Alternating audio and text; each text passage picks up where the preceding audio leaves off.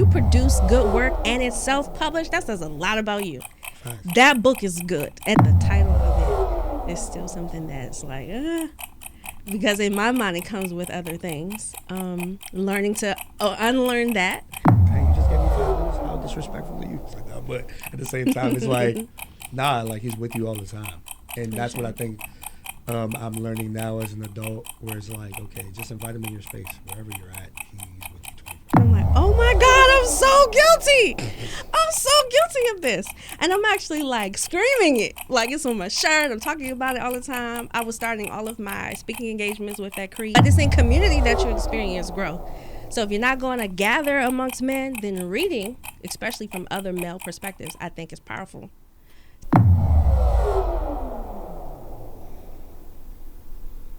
The harder you grind, the bigger you dream. The harder you grind, the bigger you dream. The harder you grind, the bigger you dream. I said the harder you grind, the bigger you dream. I said you're up and I'm up. You're now tuned in to the Grind Hard Dream Big Show. The harder you grind, the bigger you dream. I got a special guest in the building. Go ahead and introduce yourself to the people.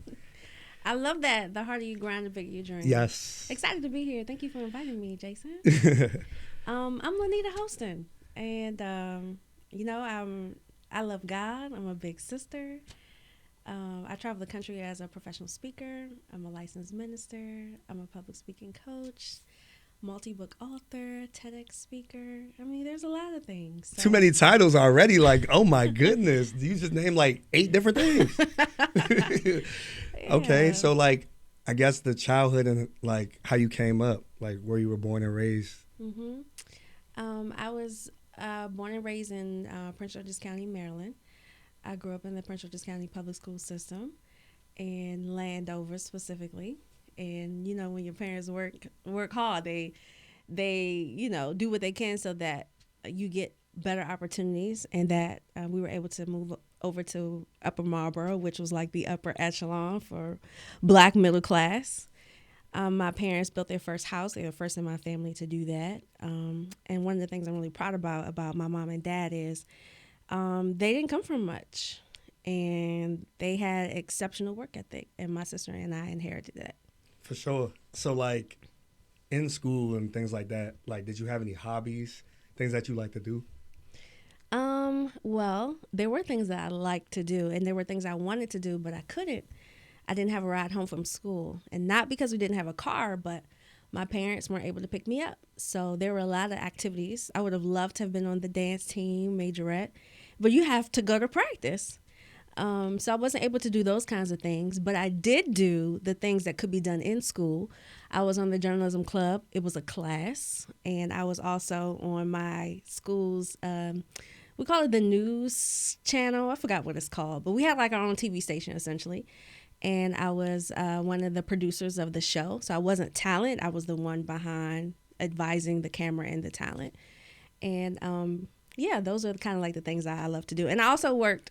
So That's what's up. So you was already heavy into like media in a sense, or you kind of like had a gist of true. I never looked at you it. And being you doing that. Never looked at it that way, but you're right. Yes. That's dope. So as you like pivot from there, like high school, like how was the high school life for you? How was high school? You know, I had a lot of responsibility being an older sibling, so making sure my sister got home off the bus, and I fed her, all those things helped her with her homework. So when I wasn't doing that, or I wasn't working part-time, I worked at Starbucks. That's a really good question. What was I doing? I don't remember. I just remember always having to have had some type of responsibility. So I don't remember doing much, actually. Got you. For that sure. sounds so pathetic. Like, nah, what it's not though. doing? It's not though. It's not though. I mean, because it's like when you're in school, it's like, all right, but I'm doing this, I'm doing that, or like life be lifing. I'm just taking these classes. I'm just trying to get my diploma. Yeah. It's all good, you know. So as you transition from that, like when did you kind of like find your mark into knowing this is what I'm going to do? This is my purpose. I found it. For sure. Well, taking those classes, the journalism class and the TV production class, that's what it was called, I discovered an interest in journalism. And both of the teachers who were teaching those classes had a journalism background, and I admired them as Black women. And so my dream was to be a journalist. So when I was looking for colleges, I was looking for journalism schools. And Syracuse was on my list, Hampton was on my list, and my mom crushed them dreams right away. She was like, "You're not going nowhere if it ain't in the state of Maryland." And I'm actually glad that she did that because my student loans would probably be through the roof if I had done what I wanted to do. But backtracking, when I got onto Towson's campus, I was the only black student in a lot of my classes. It was a predominantly white institution. It's not that anymore. It's now called a multicultural university, which is crazy to me because there was nothing multicultural about it when I was there. But when I got into those classes, I actually heard my cadence and tonality and articulation and diction and lack thereof did not mirror those of my classmates. They were very fluid in their speech. They were very articulate in how they expressed their thoughts. And I noticed I didn't have that, but the journalists that I saw on TV did. So I changed my major because in my mind I was thinking, I would never be able to speak that way. And it's so funny because I eventually did groom my voice. Like, you're listening to me now, but this isn't what I used to sound like. Wow. I groomed it. And people ask, well, did you take classes or did you know? What happened was I made up my mind that I wanted to speak better. So I noticed when I listened to myself, I was dropping my INGs. So instead of saying like, you're dreaming, I'll say, you're dreaming. Like, it was very, and this for every word, just drop the rest of it, like not really speaking phonetically. And so I promised myself for 30 days I wouldn't drop any phonetics. Like, I would say them the way that they were. And I remember I came home for like a break in college, and I was talking like that. I was talking like this to my mom, and she was saying, "Why are you talking like that? Stop talking like that." And I said, "No, I am trying to train my speech, so I'm not going to change." And it's actually that helped me to use all of the muscles in my face. So fast forward today, when I teach public speaking to individuals who feel like they have an insecurity about how they speak, a lot of it can be redirected in just focusing on the muscles in your face. So you should be using your lip, your jaw, everything should be moving. And when you're learning to pronounce words correctly, your entire mouth should move. And when it's not, then your words are coming out a little more slurred. So it's just a matter of moving your mouth. So I say all that to say, when I got to my campus and I changed my major, I just broadly changed it to communications. And then when I graduated from Towson, I was hired to oversee a college preparation campaign. And I traveled the state of Maryland doing workshops for almost every middle school. I've been to almost every middle school in the state of Maryland, Western Maryland, Southern Maryland. I was doing what you call like assemblies with middle school students, sometimes 6 assemblies in a day. And you already know what that's like. I was young. I was like 21 through 24. And that's how I refined my confidence in being in front of people and refined how I spoke. And so it was a long journey. But when I look back at it, and I'm saying to myself, wow, you're doing work of a journalist. I don't produce news that travels internationally, but I'm certainly in front of cameras all the time. And I'm in front of a lot of people all the time. That's normal. So it's interesting to see how that was once an insecurity has now become a revenue stream and somewhat of a norm. Yeah, not for sure. I mean, I think everybody's in the public speaking space. I've been in myself. So you just taught me a lot of things just right then and there. Know what I mean? Saying with that. So, like, I think finding the passion is definitely important, and you have a purpose behind that for sure. So, heavy on the God, like you were sitting there talking about. So what was that relationship like early on and now?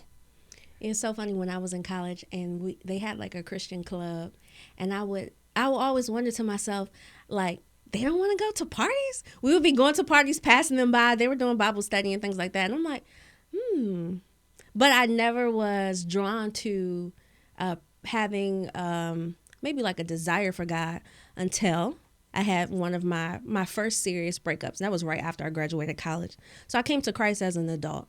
I had a very vague and shallow understanding of who God was. And I learned him over time. And it wasn't through someone else or my grandmother or my mom. And that's not a bad thing.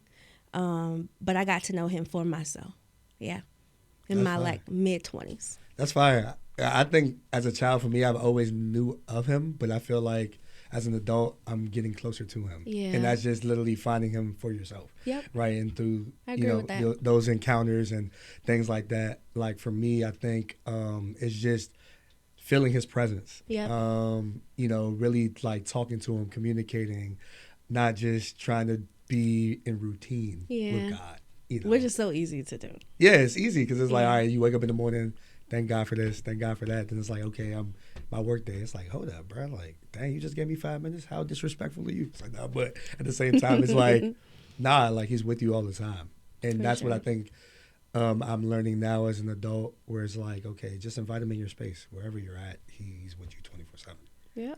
So I guess what is like those hurdles that, we're learning or unlearning about it, because walking with God is hard. Mm-hmm. It's extremely hard, because you have the world and you have all of that. So, like, what was some of those challenges, for you in this walk? Because you also said minister too. That's heavy too. I always wonder, is it possible to love God, to obey him, and still enjoy life? Wow. In my early 20s, because in my mind, people who were choosing to follow him were missing something that I got to experience in the world. And so interesting being on the other side of that, the fulfillment and joy, the peace that surpasses all understanding, that you can't really communicate or compare to anything that the world can give you. And I can say that confidently as a person who is very well accomplished, who makes really good money, and it's pretty successful. I can tell you from being in all kinds of rooms, there are a lot of things I don't photograph because it's just not something that I want to exalt, because I feel like everything that we post, we're communicating something. So I'm very intentional about what I share. For sure. And who I'm giving a platform to. But, I always felt like, man, if you follow God, could you really be happy? Could you really be, fulfilled? And the answer to that is, you'd be crazy to not choose him. And the level of and it doesn't mean that everything has been perfect. It has not. We could have a whole podcast about the errors and trials and things. For sure. But it's knowing that you weren't in it alone, that he was there, always there. It's those subtle moments of encouragement that you get out of the blue, that feeling of gratitude that no accomplishment could replace. That makes it worth following him and obeying his word. So getting to the point where, I'm okay if that means sacrificing some things that on the outside may look uncommon to some people. And there's some things that I share with my friends and they're like, what? You do that? I started fasting. I do a 30-day fast once a year, but I fast every quarter. And that's from any social media, any media, podcasting, YouTube videos, any secular music, coffee, sweets, gone. For 30 days. The first time I did it, I was going crazy. I was like, oh, my God. I would have been going crazy with you. I would have been like, hold on, how can you do this? And it's so funny, you will basically replacing those things. Whenever I desired those things, I would, seek God either through worship or through prayer or through reading. And the amount of revelations that I got. Let me tell you some of the things that have come out of that. God told me to start a scholarship fund, which I don't even know how to do. I don't even have enough disposable income to do something like that. I partnered with my girlfriend who he suggested, and we were able to raise $30,000 from grassroots. When I say grassroots, I mean grass. Hey, text messages and email. And it was amazing to give that money away. I mean, amazing. And some of the students said, oh my gosh, you look like me. When I get to the point where I'm successful, I want to give back to my community. That was amazing. God also told me to write a workbook that cost me $10,000 to produce. It was called The Pursuit of Black Excellence for Teens. That just, it really catapulted my career when I was focusing on working with teens. That was a God thing. I did not want to do that. It was self-published, and that gets a bad rep, but there's a lot. If you produce good work and it's self-published, that says a lot about you. Facts. That book is good. And every time I open it, I'm like, wow, God, you did that. He did that. I didn't do that. But that book has gained a lot of notoriety. It had its own event. I've gotten awards from it. That's a God thing. Right. And those are byproducts of the fast. There's some other stuff too, where, like when God say, let that person go. Those kinds of things have come up as well. But I say all that to say, obeying God has brought a sense of fulfillment that I'm not interested in removing. Got you. No, that's good. That's good. I think that's, you'll never know like how God can use you in those moments, and it's like, are you willing to be used by God? Yeah. Like this, I didn't foresee this. I saw myself being on ESPN talking about sports all day long, boxing, basketball, football. That was me. But I never thought that, hey, start a podcast, or hey, you're gonna work with youth. I didn't know that. As soon as it happened, it's like, okay, God, this is what we're doing. Let me walk into it. And it didn't feel like work. Yeah, exactly. So it's like, he was right all the time. Yeah. I'm going to just use you for this. And it kind of like segued into off script. Because like I said, going to Zion, the way I got introduced to it, I went to First Baptist of Glenarden. Excuse me. Went to First Baptist of Glenarden. And I saw Pastor Battle preach. I was with my mom. And this was when I was in college. And I was like, Ma, I need to find his church. And my mom was like, huh? I was like, the way that he was talking, everything like that, I need to find his church. Because the message resonated with me. Yeah. And I feel like sometimes for us, we look at the messenger or whatever was said. So then I go to the church and I'm like, okay, I can come as I am. I'm not judged or anything like that. Cool. So it was that atmosphere. So shout outs to, Pastor Keith Battle. Just for that message and just that atmosphere he created. I'm like, okay, I can go to church.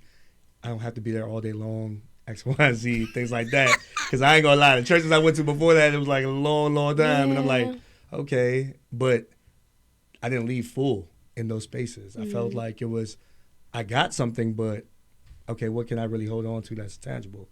So Pastor Battle really changed my outlook on that, and then going to Zion and attending, becoming a member, and then getting into ministry and serving with Off Scripted has been the best spiritual investment I've ever made, because I see myself in the kids that I serve, but then also it's just knowing what I needed too. Because I didn't take advantage of that when I was a kid. I wasn't going to like youth services all the time. I was just like, all right, Ma, we in church. Oh, what time is it over with? You know what I'm saying? Like that type of thing. But to be on the receiving end now was like, it's really amazing how God can use you in that space. And ever since I've been serving, even when I'm not there, sometimes it feels weird because it's like, that's my medicine. I need to be there. Yeah. I want to say something about that. You said that when you came to Zion and you heard Pastor Battle's message, it was something about him. And then when you got to visit the church, you felt like you could just be who you were. And there was no expectation of how you dressed or who you were and that sort of thing. And, I love that about Zion too. And I find, because I come from a traditional Baptist church where we do all the traditional things, and transitioning to Zion, where I am now a member and licensed clergy, I have a dual set of lenses. So I invite people from my traditional Baptist background to come to Zion, and I get two responses. One is, oh my God, this is amazing, I love it here. And the other, there is a apprehension because it doesn't look like traditional church. And the thing that I love about the culture of Zion is that it is exactly the culture of God, which is love. Yes. The greatest form of love is acceptance. Yes. And so the fact that there's not an expectation on how you look, how you dress, even those who were licensed clergy who were licensed with me, some of them look like, not everybody was dressed up. There was no expectation about what you were wearing. Right. And I find that in the faith-based circles, we have this expectation of what it looks like to follow God, or what we're expecting for people whom are leading to follow God. And when I came to Zion, all of those expectations were dismantled, because now I was seeing people who were exceptional in biblical understanding, completely passionate and deep in love, and displaying God's love above everything without having, all of the formalities and being so uptight in a sense. Not for sure. And so I appreciate that about Zion, but I do find that there's some judgment there too, because it doesn't look the way that we're accustomed to. Yeah, for sure. Because this is like, okay, praise and worship or whatever it looks like, the atmospheres or, like the altar calls and all those things. But I think it's what you really build, And it's your expectation in pursuit of God. If God is omnipresent, that means he can be in any environment. Facts. So he is where you find him to be. Yeah, that's a fact. And I just agree. think like the only good enough is what's being taught biblical, and are people being drawn to Christ. Yeah. If those are being done, then it's good enough to God. It should be good enough for us too. But let me just be quiet on that. Nah, you good. No, I think, but that's what I'm saying. I think that, like I said, it's a non-traditional way. It's not, you create your own thing, and that's what I think. What I love about Zion is like, you get it from not only Pastor Battle, but like everybody that's there. I feel full when I'm there. You know what I mean? It's like a Thanksgiving meal that you get every day. You know what I mean? But the reason being is because it's like not only the message, but it's people that's trying to figure it out all the time. That's true. That's the thing. For me, it's like, I'm in a ministry where everybody's trying to figure it out. We don't have all the answers, but we have a community of people that are willing to serve, willing to learn. Or portraying like we have the answers. Yeah, we don't. The other part of, I was going to say, of being involved in a community, that's your first example of what it looks like to be the fill in the blank. So whatever you're part of, the first time you see someone, you admire them. That's your example. You aspire to be that. If everyone looks and sounds the same, then if you don't align with how they look and sound, you feel like, oh, there's no space for me there. What I love about non-traditional spaces is there's an example of every kind of person being, because God made us all differently. So you could see yourself in somebody in a non-traditional environment. You'll see yourself in someone. That's not common in a traditional church. So it makes people feel like, oh, maybe I'm not good enough to be used by God, or I have to be like this to be used by him in that way. And all of those expectations and false presumptions are removed in a non-traditional way. So I appreciate that. Nah, for sure. And like I said, for me, I know like joining Off Script, I didn't know what to expect. For me, I was really observant, trying to really figure things out, always in student mode. And then, like I said, it came across to like the Connect Group Sundays. So observing it and then seeing it, and it's like, okay, if I'm going to do this, I want to make sure that I'm adding the best value possible. Yeah. I didn't have a role per se, but then it was like, okay, you know what? I would enjoy doing this. Mm-hmm. Me, I'm just like, how can I help the team? I'm a valuable player. That's what I've always known ever since as a kid, playing sports or whatever like that. Where do I need value at? You need me to do this? Cool. I'm open to doing that. But with Connect Group Sundays, I think for me, embracing that and embracing that role, it really like allowed me to be like, okay, cool. This is something that I enjoy. So like I said, for the likes of yourself, the likes of Armani, Key, I know Key, she was just in there saying like, yo, well, why don't you do it? You're here every Sunday. Like, why not? Sounds So I just like said that I was like, yeah, you're here every Sunday, so why not do it? But shout out to Key because like she really kind of described what it was, and then yourself and then Armani. And from that moment on, I enjoyed it, and I felt like, okay, having a group of, young boys to bring them closer to God.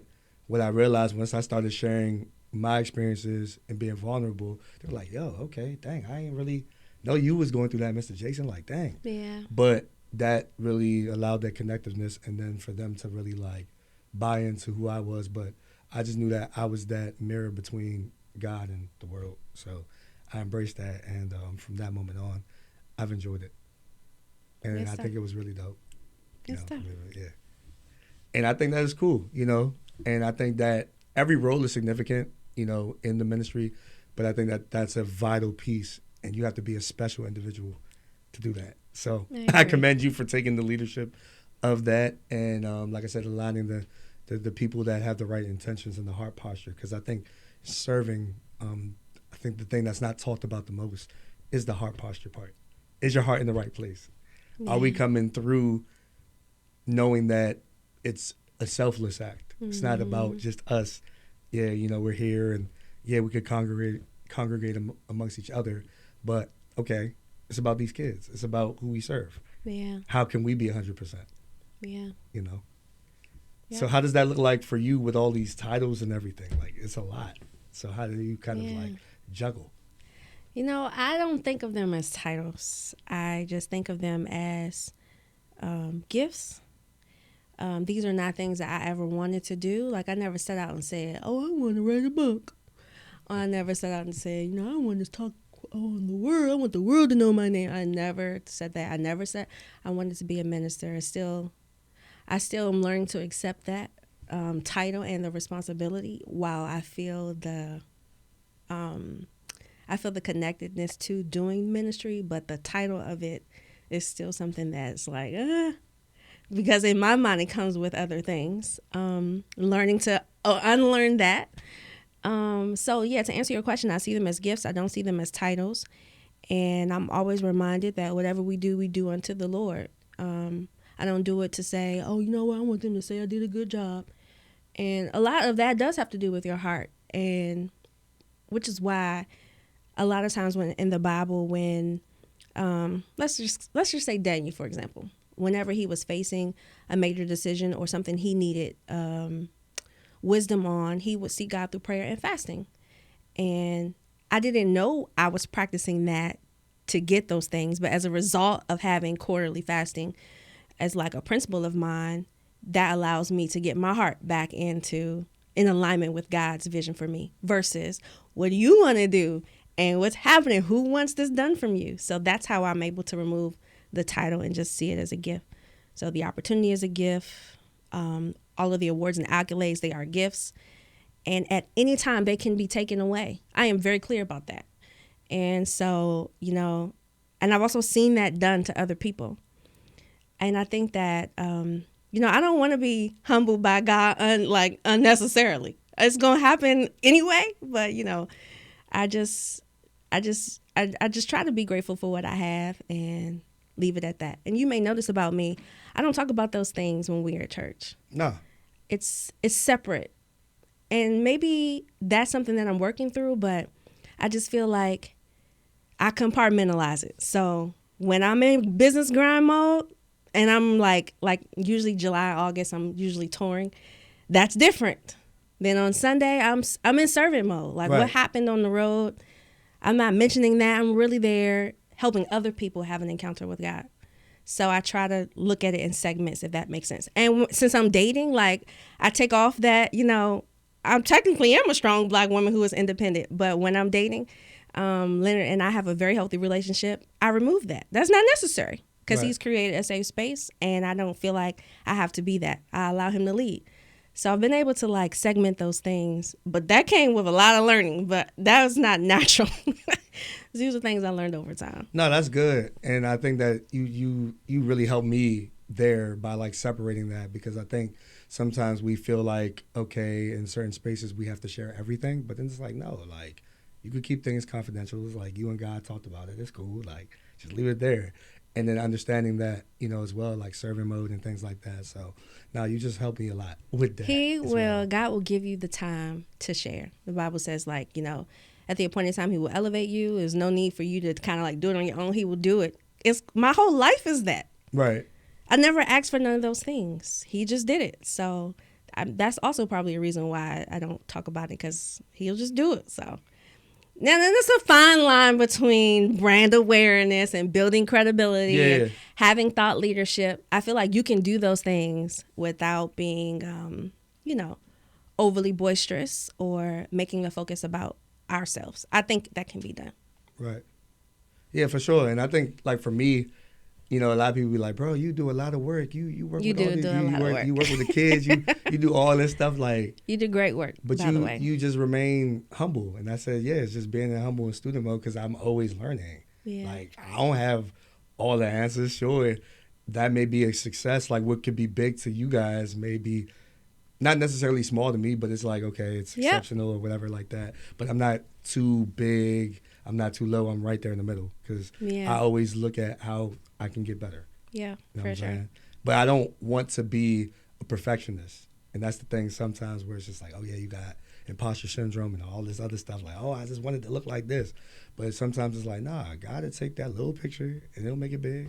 Just realize what it's going to be. I'm so glad you brought up that perfectionist piece, because I used to have this slogan. And I used to have this mantra. You have a mantra too, you say it all the time. Well, I call it a creed. And it was, and I used to wear sweatshirts that said excellence in everything. It was from Ecclesiastes 9:10.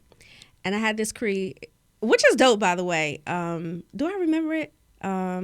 Okay, so I wrote the creed when a guy I was dating broke up with me, and I was like, nah, I am the one. Like, I'm worthy of love, and I also am that girl.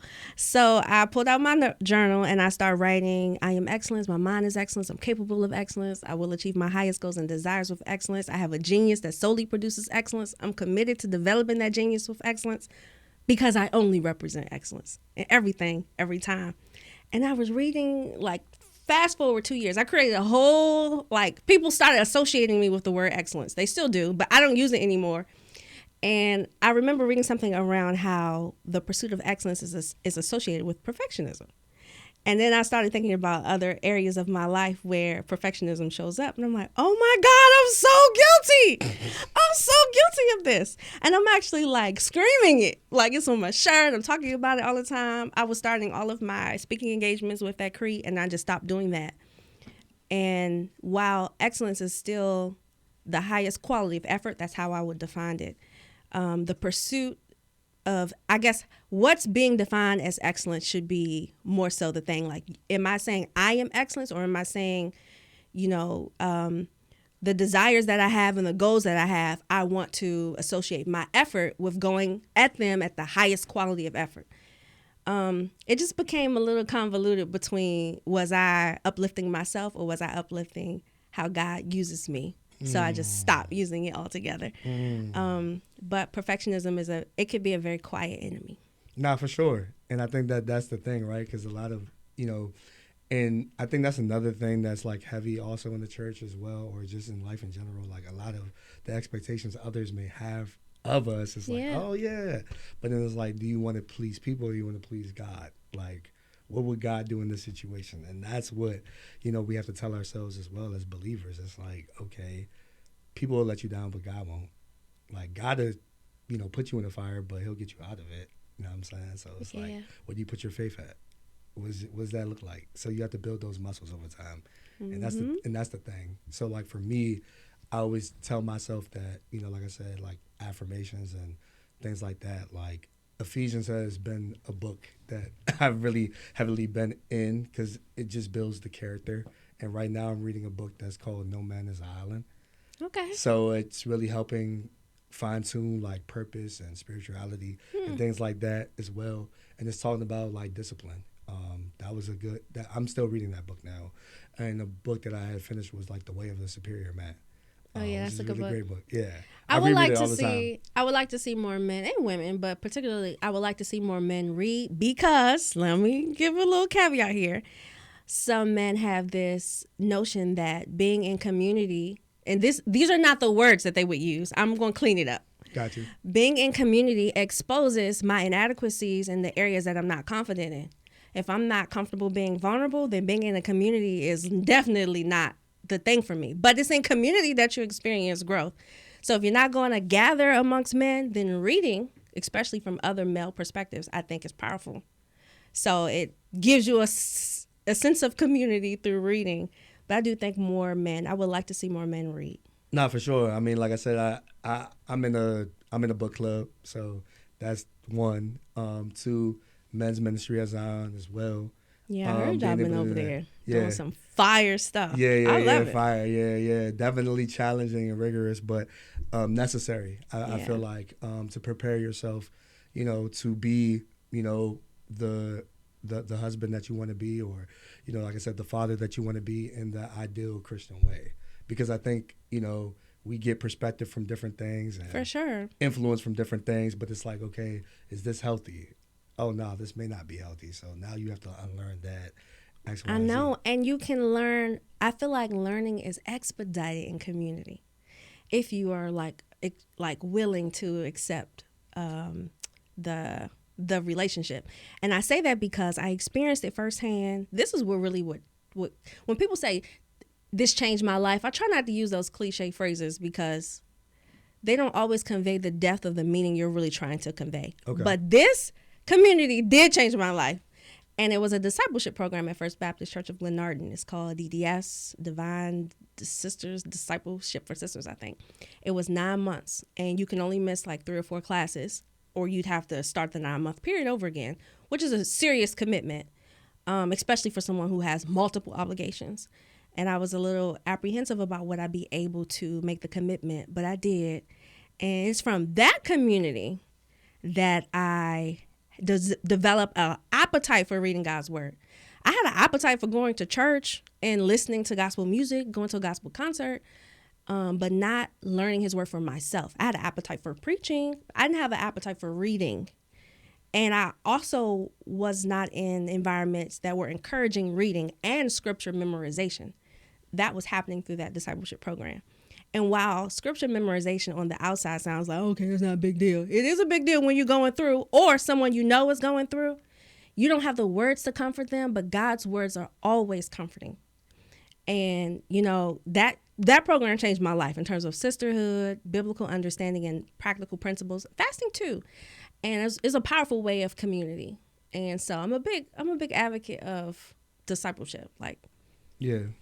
That's a jam for me. No, for sure. And like I said, for me, like the men's ministry, for me, like the locker room, like I said, that's the basketball or football analogy, whatever. But I feel like it's definitely dope because it's a community of guys that are just talking about their work week. We go through a lot. We go through a lot. It's hard being us at times. And I think it's hard being y'all all the time. It's hard being us, because we're not vulnerable. Like I said, we're just taught to, suck it up, whatever we're going through. We don't have a space to express ourselves.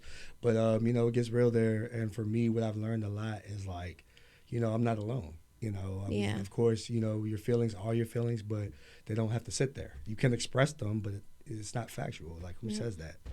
Don't let the enemy get one up on you. It's like basketball for me. It's like I like playing basketball at times. So it's just like, as you're keeping score, you always want to outscore the devil. Yeah. You know what I mean? So, and even in that too, and just understanding that. And I think a big thing, especially with, men, it's our pride and ego.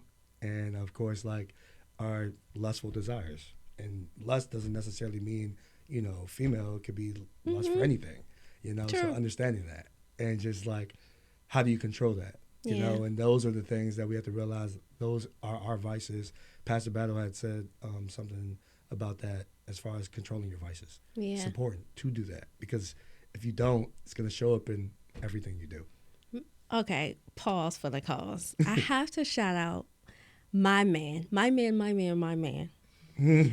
tell you about this man. Now, give you some backstory. And he's a very, what do you call those people who don't really like to be in, he's very, introvert. Oh yeah, for sure. Bashful. He's very bashful. Like, don't be telling them people, don't be posting my picture. He's like that.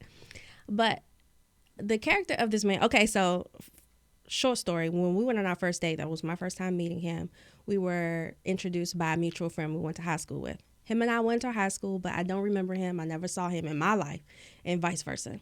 When we came on our first date, I thought while we had a good time and it was cool, I was not attracted to how he was looking that day. Now, I went home and I told my mom, like, yeah, he was a nice guy, but he could have, like, got a haircut or something like that. My mom was like, come on, Linnita, you're being shallow. Did he seem like a good person? I was like, oh, yeah. She was like, did you have a good time? I was like, yes, I did. She was like, well, I think you should give him a second chance. And maybe you should tell him how you feel. I was like, tell him, a stranger, tell him I think that he should have showed up a little differently, a grown person. I was like, no, you either got it or you don't. And she was like, okay, if you keep that attitude, your options going to be slim. And so I was like, okay, she got a point. So I called him. I was so nervous. I was like, this man going to curse me out. He going to tell me, I don't even know you. He could have gave me the middle finger, anything. It would have been justified. And he didn't.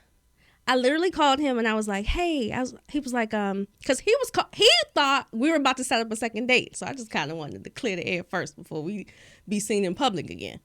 So I said, when I had a good time, but it really bothered me that you came to the date ungroomed.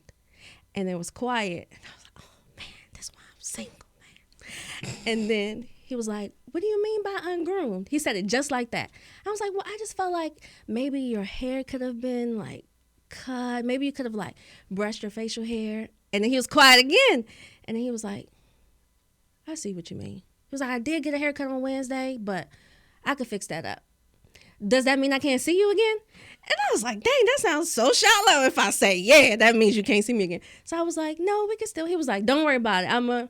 I got it. I'm going to do it. So when can we see each other? He was so adamant about getting to the next part. So I was like, all right. So we had breakfast at Miss Shirley's like 2 days later. And I don't know what he did, but he just looked different. And he explained to me in his profession how he looks doesn't matter. He doesn't work with other people. He was an owner-operator of his own truck. So he was like, I could wear anything to work. And he's always worked in that environment. So he was like, I'm not accustomed to doing all those things. And that doesn't matter to me. Like, I'm just who I am. And it changed my view of, like, him. Because at first it came off as like, oh, you don't care about how you look. Or you're lazy. And that was not true. This man is far from lazy. But he's so secure in himself that those external things don't have value to him. And I'm like, oh. So then it made me look at myself like, are you shallow? Like, do those external things matter more to you than the root of a person? So there are a lot of characteristics about him that I learned as a byproduct of just who he is. But that's not the point I wanted to mention. What I wanted to mention is his level of discipline. Got you, for sure. Because you mentioned that. And when we first started dating, I told him that I wanted to wait until marriage. And he was like, yeah, I will try. That was what he said. I'll try.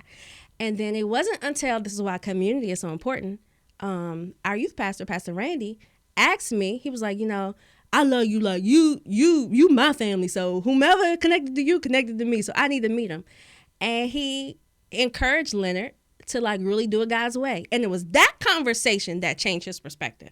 So it was no longer a fleshly fight. It was more so like, you know what? I do want to be aligned with God's word because it's possible. Another man challenged him. It wasn't me. Right. And he became I was proud. I will say that. I'm very proud of him and his level of discipline that I've never experienced in dating. And I dated. Got you. Put that out there. Got you. No, and I think that's important. Yeah. And shout out to Pastor Randy because, like I said, he really has challenged me throughout, the time, serving the off script and everything like that because, like I said, it's a lot of potential he sees in me that I ain't even really see in myself. Like, what? You want me to do this?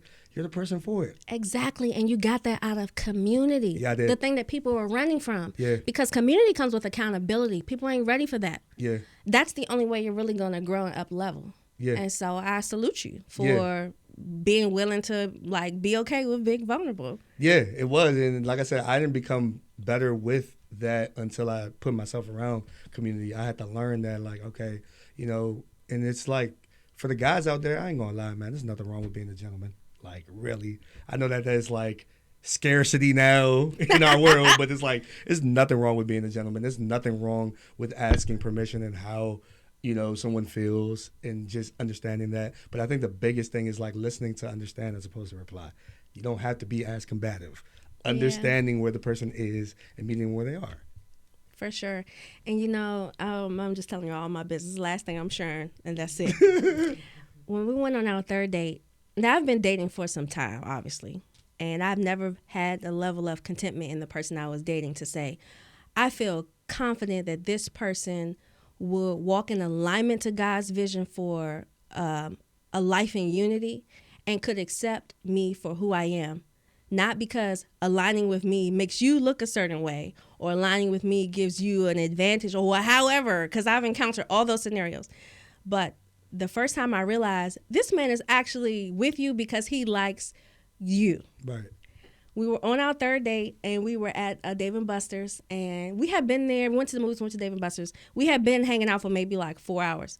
And this man said, literally, he is not going to like this interview because he does not listen. Like, babe, that was too much. You were sharing too much. But he was like, I'm not ready for this night to end. Like, I don't want this time to go by. So what else can we do? It was nothing else to do. We did everything in the area. But he had a desire for genuine connectivity, and there was not a time limit on when he was available for that. That had not been my experience. In my experience, I dated men. We got this time allowed. All right, I got to go because I got stuff to do. Because I was dating people who were kind of like me, like very grind-driven, very task-oriented. Mm-hmm.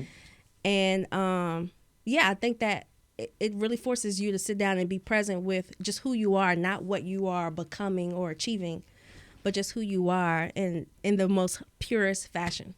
For sure. So I've been enjoying this piece of humble pie I've been chewing on for the past 2 years. No, that's good, though. It's good humble pie. And I feel like I ain't going to lie, like the whole notion of, like, could you date yourself? Because, like, I'd be like, man, I'm too busy. I cannot. I couldn't. I can't. I'm too busy. I tried it. It was crazy. It's monstrous. It's not even. It's not even set up to. And it's okay. Like No. opposites do attract. They do. You know what I mean? So, shout outs to that. So I feel like it's a lot of things that we talked about, but definitely dealing with our youth, right? What is it that you feel is so vital and important for our youth to understand? One, building their connection with God, and just like living for God. Like, what do you think is very essential, or what is missing right now? Because there's a lot of things, I feel like, but what are those things that we can really own in on and be like, all right, this is what's really I think missing? the most essential part is that you can never be good enough to be used by God. There's not like a level of life or a person or character that you can finally arrive at, and then you can finally be good enough to be used by Him. And so the purest form of who they are is good enough for God. And also, connecting to God requires an action from us. Like, it requires us to pursue Him and to desire Him, to talk to Him, to spend time with Him, and to desire the things of Him too. That's not something that I think, let me rephrase that and put it in more positive language. That's something I think we can amplify more. Practical ways to really pursue God outside of coming to church, wearing faith-based apparel, and having a spiritual mentor. Practically, how do you pursue God throughout your week? I think we could amplify that more. No, for sure. Because like I said, the relatability, I think, in just building that community. I know for myself, it's like, okay, who could I go to? Who could I trust? Right. Yeah. So, but being transparent, being open, being vulnerable, having that community, like you said, outside of church would definitely be great, because I know that sometimes they just see us in the four walls and that's it. And outside of that, how could we build? How could we grow and become who God has truly called us to be? And that does take work. It does take accountability, and it does take heart posture. Because like those are those things that are very essential. So like I said, I love off script. I love Zion Church. I love serving in this capacity because the youngest, they need our help. The next generation definitely need our help, and we're frontline 24/7 for them. So it's a beautiful thing. For sure. The other thing I'll add is, I never thought that I would feel this way, but lately I have been, where I desire to do ministry with more adult populations. And the reason is because a lot of our kids are connected to the adults. So we are spending time grooming them, but they go back to these environments that are ungroomed. Right. So I think that both of them need connection and advising and counsel. And, it's hard to cultivate both of them at the same time. It's almost like it has to be in their separate environments. But lately I've just been having that stronger desire, especially more so for parents. And while I'm not a parent, and sometimes that can play on is what you have to say valuable if you haven't experienced it? And the answer to that is, well, I've been a child with a parent. And I think that's the lens in which we would be, which I like. I want to say I like teaching and counseling through. So yeah, they go coincide. We're asking for behavioral changes and life changes in individuals that live in an environment that they sometimes can't control. So I think the root of the environment is a big part of that too. For sure. Now, when those two engines come together. Oh yeah, for sure. Yeah, that's pretty powerful. No, it definitely is, and that's what is very, very inspiring. So, like I said, I feel like it's possible, and I feel like we're going to continue to be frontline for it. With God, anything is possible. So, like I said, we have the troops, we have the village to make it happen. I have the utmost respect and would definitely do ministry with anyone. You know what I'm saying? Like I said, with anybody on our team, because I feel like we're equipped to do it. So, I agree. For sure. So, any advice that you would give to anybody that is trying to pursue a dream, may not know where to start? Like, what advice would you give to that person? Yeah, start. Just like when God told Moses, go, period. He said, just go. that has been, it's so much harder to endure something than it is to start, in my opinion. People start things all the time. It's the continuity of something over time that reach success. And the people who are having trouble starting, I think, starts with a form of like lack of self-belief. Like, am I capable, competent enough? Will people buy it? Will people buy into what I'm doing? Do they view me as that? You know, that's an internal battle that I think we all should be continually working through and reminding, I am good enough. I am called, especially if it aligns with how God wants to use you. Right. And so once you've started and continuing to go, I think is the hardest part. So those are the kinds of people that I enjoy working with. Not the person who has trouble starting, but the starter who has difficulty keep continuing to go. And my advice to them would be to tap into community. And sometimes community costs. I can't tell you how much money I've spent to be a part of a community, to maintain my momentum, to refine my skills. I've probably spent more money in that than I've made. And I don't regret that, because the root of it is everything you see on the outside. But inside, not only spiritually, personally, but financially, those are sacrifices that I think we should be prepared to make. And the last thing I'm going to say is, the first time I made my largest investment on my own personal development, it was crazy. Okay, so I was at work and, okay, back up for a second. The investment was $20K. The lady said she had a payment plan. I was like, okay, well, can I pay bi-weekly? Now I'm looking at the numbers ain't adding up. I can't afford that bi-weekly. But in my heart, I really wanted to do it. 2 days later, I go to work. This lady comes to my desk and she was like, I threw your name in the hat for a senior role. I think you'd be good. So they'll be calling you. HR will be calling you. HR called me and I interviewed for the role. I got the role. It was just enough for me to make those bi-weekly payments so that I could make that $20K sacrifice. I paid in cash.